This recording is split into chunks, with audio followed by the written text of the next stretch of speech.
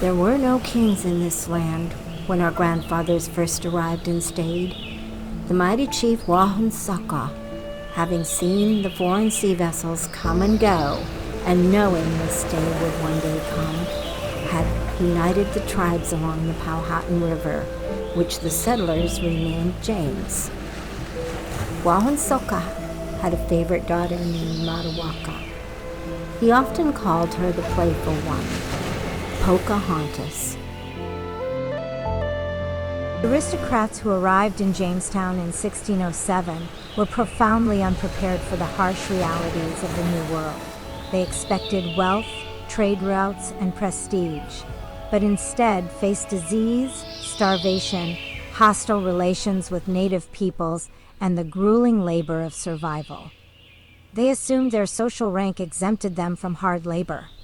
They imagined ruling over a profitable colony rather than digging trenches, planting crops, or fending off attacks. Native warriors attacked the English almost immediately, wounding several men. The aristocrats had little experience with frontier warfare.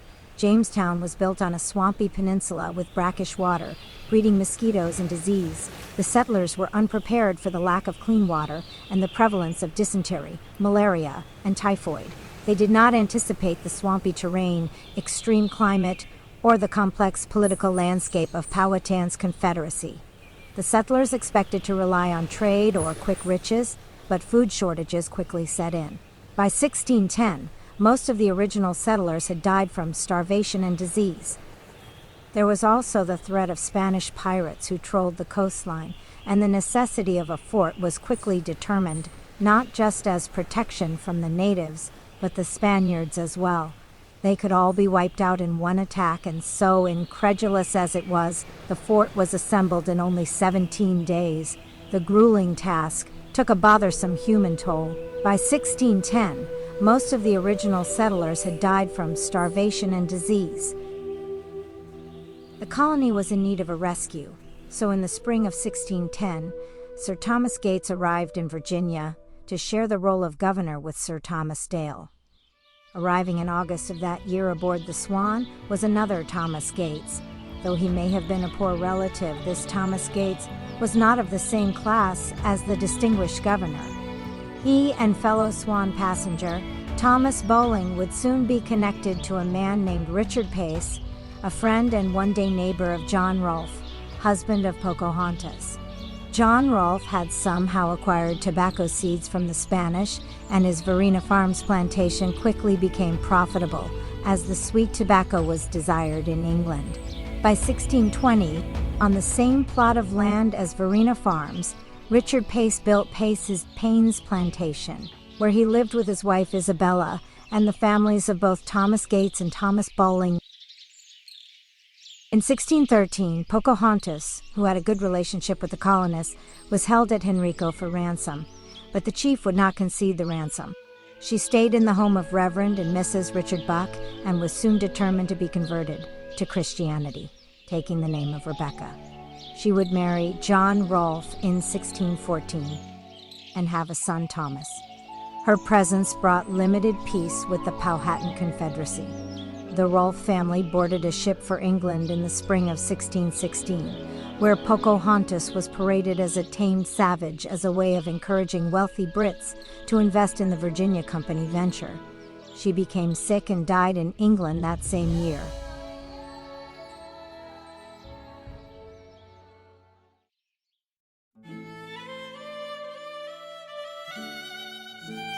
A young Captain William Eppes sailed into Virginia in 1618 and was given command of Smith Hundred in 1619. He was highly respected by his superiors for his military and leadership skills. Honored though he was, it turns out that William sometimes displayed a little flamboyant quirk. On occasion he liked to duel drunk. So it was that the brother of our 9 times great-grandfather, Francis Eppes, was recognized for his participation in the first duel in the new British American colonies. It happened like this. William was a passenger on a boat heading up the James River under the guidance of one Captain Stallings. The captain was sharing some drinks with William when the ship ran aground. This event enraged William, and before Captain Stallings was even aware that he was dueling, William had drawn his sword, sheath and all, and cracked it down on the unfortunate captain's head with enough force to kill him.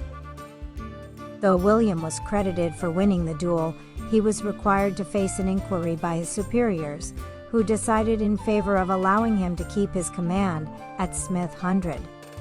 A few years later, there was another incident involving William on a boat going up the James River. This time, he was having drinks with a young ensign when an altercation occurred. The unfortunate ensign did not survive the encounter, and William found himself once again under review.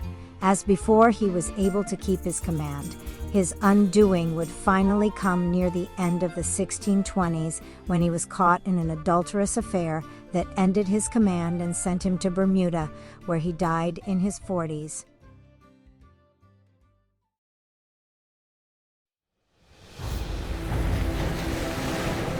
It is thought that our great-grandfather, Francis Eppes I, arrived in the colony around the same time as his brother William, around 1618. Like his brother, he was military. Unlike his notorious sibling, he would become a stable leader in the colony. Elected to the Charles City Assembly in 1623, he served under the command of Captain Thomas Pollitt and married the captain's daughter, Marie. There is no record of the birth of Marie, but there is evidence that the captain referred to her as his daughter. If so, we are linked to King Edward III through the Pollitt lineage. When William and Francis arrived in the colony, the survivors were becoming a little restless. The elite were worried about the future of the Virginia Company, as everyone grew weary of the hardships. The loss of Pocahontas meant the loss of peace between the colonists and the Powhatan Confederation. It didn't help matters that there was a severe shortage of young women in the colony, with whom the men could have families. They came up with solutions. While they remained unable to resolve the conflicts with the natives, they had proposals for each of the other two problems. First, they would establish a headright program that would reward men who had paid for their own passage with 50 acres for themselves and another 50 if they had a wife. Terms would be redeemable upon having stayed in the colony for no less than 3 years. This was good news for Richard Pace, Thomas Balling, and Thomas Gates. The second solution was also good news for Thomas Gates, who did not have a wife. They would begin a campaign that enticed young single ladies to the colony, where they would be guaranteed a husband. The first bride ship, the Warwick, arrived in 1620 with the future wife of Thomas Gates, Elizabeth Rose Whedon. They married immediately, making Thomas eligible for the extra 50 acres. Within a year, a second ship bearing first-time cargo also unloaded in the colony. The White Lion carried 23 enslaved men and women left in the colony as trade for food and supplies. Mr. and Mrs. Gates would have a son, John, in 1621, and were still living at Pace's Pains with the Bowlings and Pace families in 1622 when the unthinkable happened. They would end up owing their lives to a youthful native servant of the Pace family named Chauco. Chauco had a deadly secret. The local tribes had planned a massacre at Henrico. Chauco kept the secret until just before the raid. He was fond of the Pace family and wanted them to escape before the warriors showed up. Richard Pace immediately saddled his horse and rode to warn the others, but it was too late. John Rolfe would die shortly after the massacre, possibly of wounds he suffered. 347 colonists, nearly 1/4 of the colonial population of Virginia, died in the massacre. Thomas and Elizabeth would soon get their 100 acres and have more children. Richard Pace would die a year after the massacre. Francis and Marie Eppes had their first 2 sons, John and Francis II, before leaving Virginia to attend to the death of his father in England. They returned to Virginia with a 3rd son born in England, sometime in the very early 1630s, and were granted 1,700 acres of land along the Appomattox River in 1635. He named his new home Hopewell, after the ship that had brought them back to Virginia. He would rise to the rank of lieutenant colonel and become the chief military commander of the eastern region of Virginia, as well as being involved in government. He died in 1674 after losing his second son Francis in a battle with the tribes. Nathaniel Bacon, discontent with the protection the government provided against the natives, organized Bacon's rebellion, and Jamestown was burned. Tobacco was the cash crop, and the lines between indenture and slavery began to grow more rigid.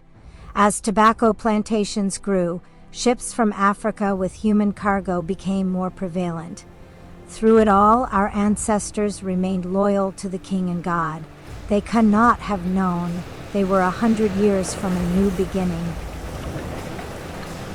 The first 100 years in the Virginia colony were tumultuous, and records were often destroyed.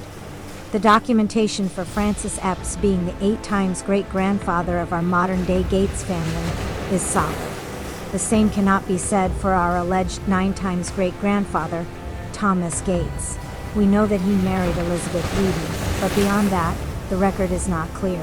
There are, however, clues that support the allegation. There are 3 generations of Gates family presumed to descend from Thomas, with siblings named Thomas, William, and James. Families tended to name their sons for parents and grandparents, and the father of Elizabeth Wheaton was William Wheaton. 2. There is documentation that Thomas was skilled as a carpenter, and there is at least one record of a James Gates in the downline as a carpenter. 3. There are records of personal relationships that indicate that from the beginning Francis Eppes and Thomas Gates maintained common associations with other colonists.